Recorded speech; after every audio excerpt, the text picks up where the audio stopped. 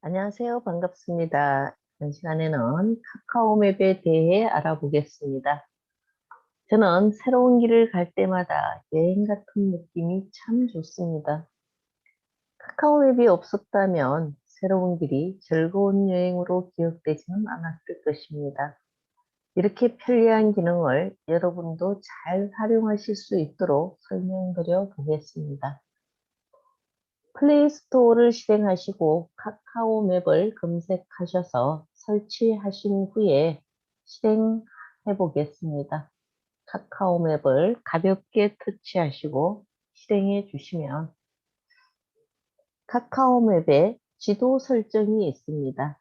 지도 설정을 터치하시고 지도 설정에서 지도가 선택이 되어져 있고요. 지도 플러스 스카이뷰가 있습니다. 터치해 주시고요.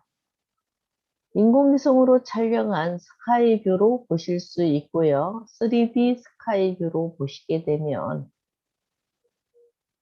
입체감이 있는 지도로 표시가 됩니다. 다시 지도 설정을 터치하시고요. 교통정보가 있습니다. 교통정보는 터치하시면 꺼지게 되고 교통정보를 꺼두게 되면 교통정보가 표시되지 않습니다. 교통정보를 터치하셔서 보시면 도로에 교통정보를 표시해 주고요. 전체 구간은 빨강색으로, 서행 구간은 주황색으로, 원활한 구간은 초록색으로 표현합니다. CCTV를 꺼두시게 되면 CCTV가 있는 위치를 표시하지 않고요. 다시 한번 터치하셔서 켜두게 되면 CCTV가 있는 위치를 알려줍니다. 화면을 위로 살짝 올려주시고요. 자전거를 터치하시게 되면 자전거 도로를 표시하고요. 다시 끄게 되면 자전거 도로를 표시하지 않습니다. 자전거를 이용하실 때 자전거 도로가 있는 곳으로 이동하시면 편리하게 이동할 수 있겠죠. 자전거를 사용하실 때에는 자전거를 터치하셔서 자전거 도로를 표시해 주시면 되겠습니다. 다시 한번 터치해서 꺼두겠습니다.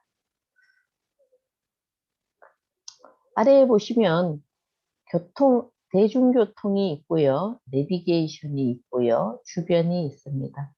대중교통을 터치하시게 되면 현재 보여지는 위치에 대중교통을 보여줍니다. 화면을 위로 올려서 여기에서 대중교통을 이용할 수 있는 노선을 표현해 주고요. 다시 뒤로 버튼 터치하시고 내비게이션을 터치하게 되면 내비게이션은 자주 이용했던 위치의 정보를 터치해서 찾아가실 수 있습니다. 주변을 터치하게 되면 주변의 전체 정보를 보여주고요. 그 다음 한식을 터치하게 되면 한식 카페를 찾아주고요. 양식을 터치하게 되면 양식, 중식, 일식을 찾아줍니다. 뒤로 버튼을 터치하셔서 창을 작게 해주시고요. 다시 한번 회색 선을 아래로 드래그 해주시면 펼쳐진 정보가 접히게 됩니다. 위에 보시면 로드뷰 버튼이 있습니다. 로드뷰를 터치하시면 로드뷰 보기가 되고요. 보시고자 하는 위치에 로드뷰 카메라를 가져다가 두시면 로드뷰 보기를 터치했을 때 비디오 카메라로 촬영한 사진으로 보여집니다. 이동을 드래그해서 이동하실 수 있고요. 그리고 북쪽 방향으로 가보고 싶을 때에는 북을 터치하시면 일정 간격으로 이동을 합니다. 남쪽을 터치하시면 남쪽으로 이동을 하고요. 다시 북쪽을 터치했을 때 다른 방향의 도로가 있을 때에는 방향을 터치하시는 대로 일정 기간 이동합니다. 뒤로 버튼을 터치하시고요.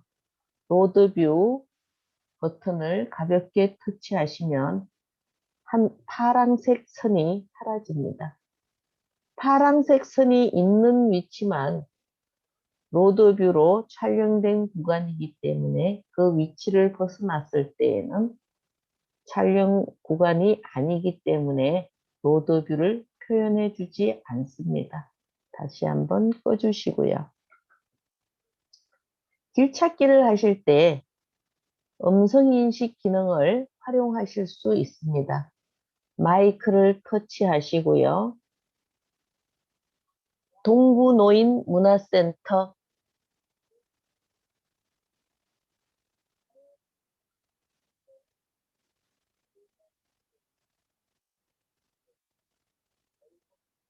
길찾기를 터치하시면 동구노인문화센터를 찾아줍니다. 현재는 자가용으로 이동했을 때에 30분이 소요되고 현재 위치에서 30분이 소요가 되고 19.7km이고 택시비가 17,400원 이상 나온다라는 정보가 표시가 되고요. 통행료는 900원. 화면을 왼쪽으로 스와이프 해주시면 또 다른 도로 정보를 보여줍니다. 왼쪽으로 드래그, 왼쪽으로 드래그. 여러 경로의 길을 찾아주고요.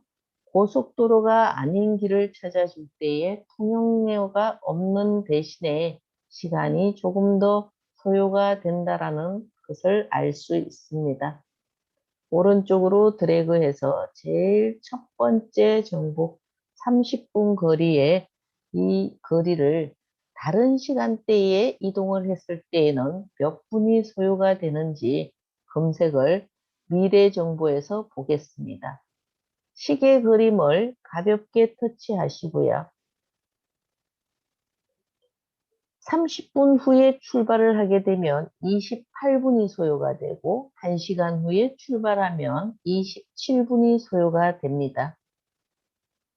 화요일 10시에 출발을 하게 되면 어떻게 되는지 콤보 버튼을 가볍게 터치하시고 화요일을 선택을 하시고 그 다음 오전 10시 53분에 출발을 하겠다라고 확인해 보겠습니다.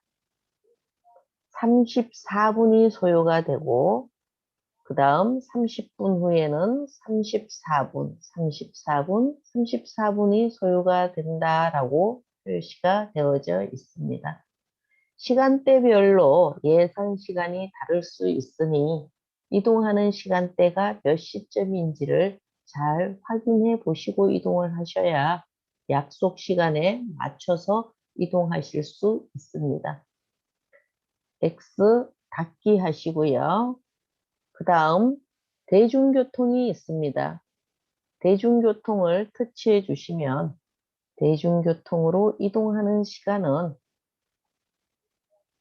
49분이 소요가 되는 건 대중교통 버스를 마을버스를 타고 이동을 해서 환승을 하는 구간이다라는 것을 표시해 줍니다.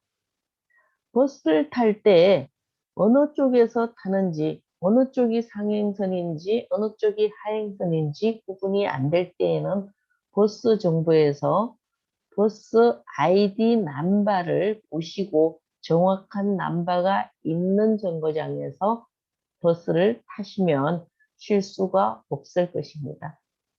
만약에 반대 방향의 버스를 탔을 때에는 전철이나 반대 방향의 버스를 탔을 때에는 반대 방향으로 이동하고 있다는 멘트를 승하차 알림을 선택을 했을 때 알려줍니다. 승하차 알림을 터치를 해서 보시게 되면 버스 정거장까지 몇 분이 소요가 되고 전철을 탈 때에 몇 시에 전철을 탈 수 있는지 전철 운행 시간을 보여줍니다. 도착 지점 한 정거장 전에 한 정거장 전이라는 멘트를 알려주고요. 도착한 역에서 하차역이라고 멘트를 해줍니다. 이어폰을 했을 때만 음성으로 알림을 알려주고요. 이어폰을 하지 않았을 때에는 진동으로 알려줍니다. 그 다음 도보로 갔을 때에는 3시간 7분이 소요가 되고 562칼로리가 소모가 된다라는 정보를 보여주고요. 자전거를 터치하게 되면 자전거 소요 시간은 54분 13.1km가 예상됩니다. 뒤로 버튼을 터치하시고요. 뒤로. 뒤로 버튼을 터치했을 때 알림을 설정했기 때문에 49분이라는 시간이 표시가 되고요. 터치를 해서 ON이라고 되어 있는 부분을 가볍게 터치하시면 승하차 알림을 종료하시겠습니까? 라고 질문할 때 종료 버튼을 터치해 주시면 알림이 종료가 됩니다. 이렇게 코스 정보나 도보 혹은 자가용을 이용할 때 길찾기 정보를 잘 활용하실 수 있으면 더욱 편리하게 이동을 하실 수 있고요. 그 다음 검색을 해서 어디를 가겠다라고 직접 타이핑을 하는 방법이 있습니다. 북한산 국립공원을 가보겠습니다. 북한산 국립공원을 터치하시고 길찾기를 터치하시면 북한산 국립공원까지 자전거로는 3시간 49분이 소요가 되고 자가용을 터치하시면 자가용으로 39분이 소요가 되며 통행료는 1,900원이 발생합니다. 가던 길에 들리고 싶은 경유지가 있다면 경유지 추가 버튼 플러스를 터치하시고요. 경유지를 입력하시는데 경유지는 송추계곡으로 해보겠습니다. 송추계곡을 터치하시면 송추계곡이 경유지로 추가가 되고 확인 버튼을 터치하시면 경유지를 거쳐서 도착 지점까지 51분이 소요가 되고 통행료는 2,700원이 부과가 된다라는 것을 알 수 있고요. 경유지는 플러스를 터치해서 경유지를 추가하실 수 있고 추가된 경유지를 마이너스를 터치해서 경유지를 제거할 수도 있습니다. 이렇게 길찾기를 잘 활용하셔서 편리하게 즐거운 여행에 도움이 되셨으면 합니다. 이번 시간에는 여기까지 하겠습니다. 감사합니다.